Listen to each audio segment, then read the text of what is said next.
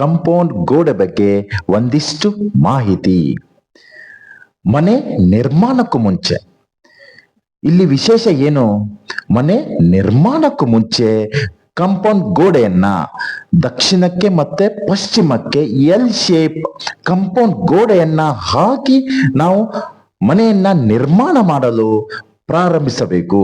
ಇದರಿಂದ ನಮಗೆ ಒಂದು ಮನೆ ನಿರ್ಮಾಣ ಮಾಡಲು ಸುಲಭವಾಗಿ, ಅದು ಹೇಗೆ ಒಂದು ಸುಲಭವಾಗಿ, ಹಾಗೆ ನಮಗೆ ಒಂದು ಕಾಂಪೌಂಡ್ ಗೋಡೆಯಿಂದ ಅದೃಷ್ಟ ಸಿಗುತ್ತೆ.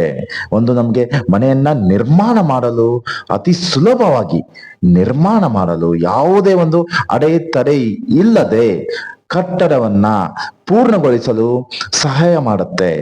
ಅದು ಎಲ್ಲಿ?